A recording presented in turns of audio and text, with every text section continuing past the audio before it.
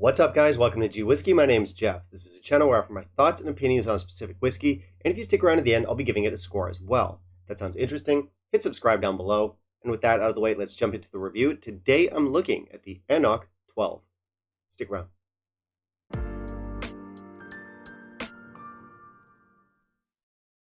Alright, so AnCnoc 12 is a bit of an anomaly of a whiskey. It's done the almost impossible. It's a whiskey that only comes in at 40%, but somehow it's earned the respect of the whiskey community.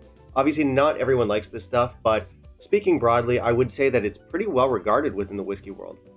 And that's weird. I'm a whiskey nerd, and when I signed up for this stuff, when I signed the whiskey nerd contract, there was a clause in there that stipulated that under no circumstances are you allowed to enjoy a whiskey at 40%. And this is a good law. It's a righteous law. It's a just law. Any disobedience, any deviation from this law means that you get your whiskey nerd license revoked and you get waterboarded using Crown Royal Regal Apple.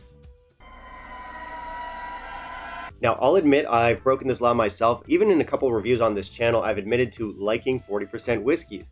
Imagine that. I like the Macallan 12 Double Oak, I believe. That one's 40%. I like the Edgedour 10-year-old. There were a couple out there that I did enjoy. And while I did complain about the ABV and I said the whiskey suffered because of it, I still like them, I still drink them, I still enjoy them, and I make no apologies for that. Anyway, I'm supposed to be talking about AnCnoc. Aside from being 40%, this one is obviously 12 years old. I believe it's exclusively matured in bourbon barrels, but I'm not 100% sure about that because the brand that owns AnCnoc, Inverhouse, opts not to share the production information, which is a little bit disappointing.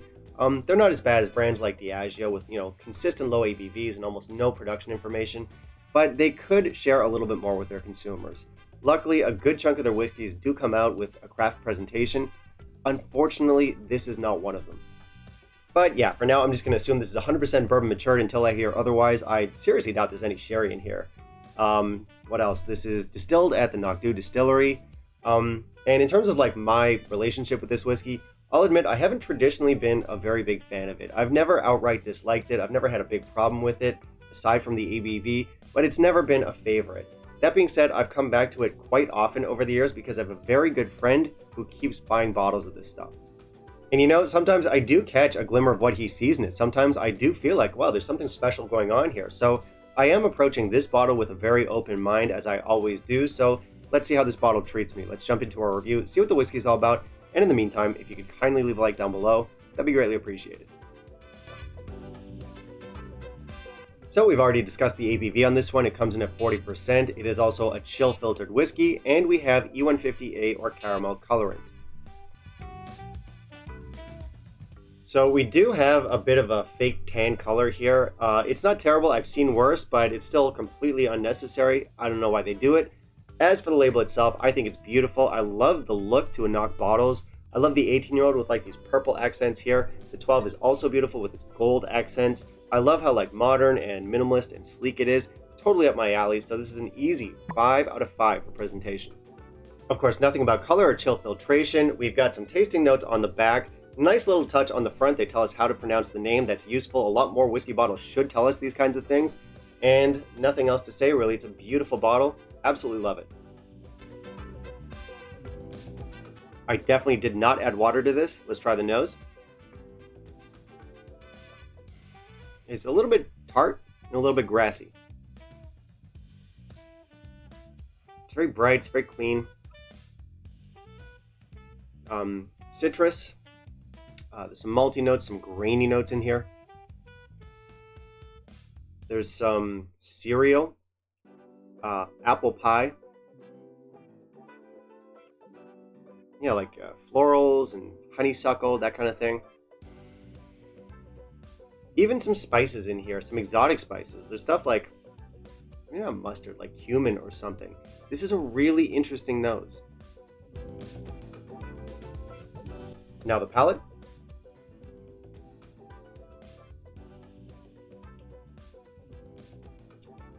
So, thin texture, but our flavors are nice.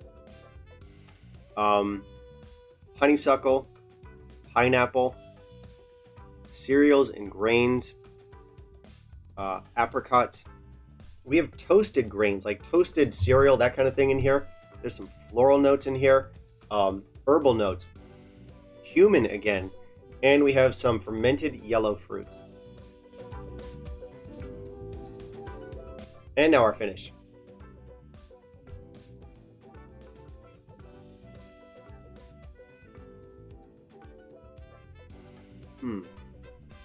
So, those floral, fruity notes keep going. Nice little complement of like white pepper in here. Grainy cereal notes again.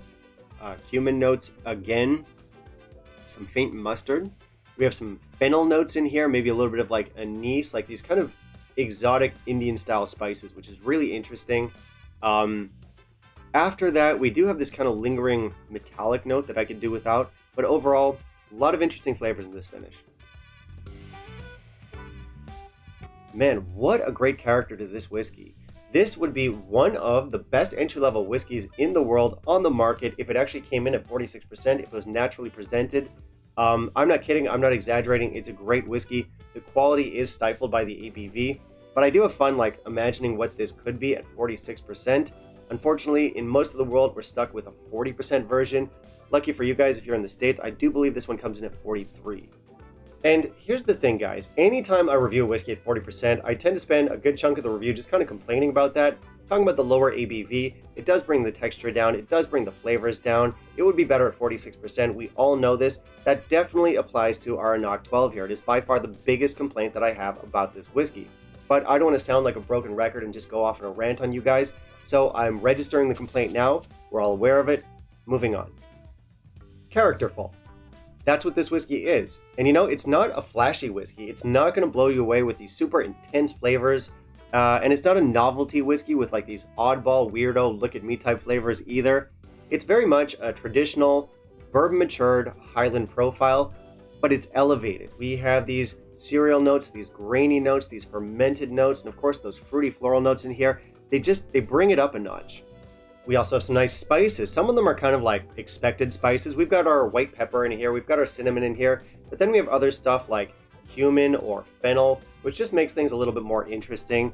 And they're woven in beautifully with the floral character here. None of these flavors are too dramatic. Nothing's stealing the spotlight from anything else. Impeccable balance here. And it's a little bit deceptive because this is not a whiskey that's going to blow you away on first impression, but as soon as you start digging in a little bit deeper, you're going to find a lot of really interesting flavors bouncing off of each other. They give the whiskey a nuance and a character that is unlike any other single malt. So this is low-key brilliant. Now there is a bit of a metallic thing that happens in the late finish that I could do without, but aside from that, that's a minor quibble. This is 100% the kind of whiskey that I really enjoy drinking these days. Now, yes, I could go on about the ABV, but like I said, I don't want to complain about that. What this is a light, bright, clean, characterful whiskey, and it fits the bill perfectly for spring or summertime. The thing about that ABV, though, is even though I don't want to whine about it, I do have to dock the whiskey a few points because of it. Now, this would probably be a 90, a 91 maybe, if this was 46% and naturally presented, but it isn't. I'm going to dock it a few points. This is coming in at 87. And 87 for a 40% whiskey is impressive. And you know, that's only 1 point lower what I scored the 18-year-old. And I really enjoyed the 18-year-old. That one is 46%. It's naturally presented. It's a sherried whiskey. And I did like what sherry brought to that whiskey. Unfortunately, overall, I found the character to be a little bit elusive. It was kind of like hard for me to wrap my head around. Meanwhile, this one, it's much more of a straight shooter. We have much more of a distillate character coming through. We don't have those heavy sherried or oaky elements in the way. Still though, of the two, the 18 is going to be the better whiskey, mostly just because we do have that 46%. If this one had the higher ABV, it would be the better of the two at 6 years younger. So again, huge tragedy. I'm sounding like a broken record, and I promised you I wouldn't. I'm not going to rant. I'll just say this. It's a really good whiskey with some stifled potential, but still very much worth checking out. So pretty good value on this one. It's cheaper than most entry-level 12-year-olds here in Taiwan. I like it more than most entry-level 12-year-olds. And despite having some inadequacies, we have the lower price tag. We have a great character here, so it's worth the money. Alright, that's it for me today, guys. Thank you very much for watching. If you want to help support the channel, please consider becoming a patron. Otherwise, you can like, comment, and subscribe. That's always appreciated. And I do want to hear from you. What are your thoughts on AnCnoc 12 here? Are you a fan? You can let me know why. Finally, down in the comments, you can let me know what you want to see me review next, and I'll keep it in mind for my upcoming videos. Bye, guys.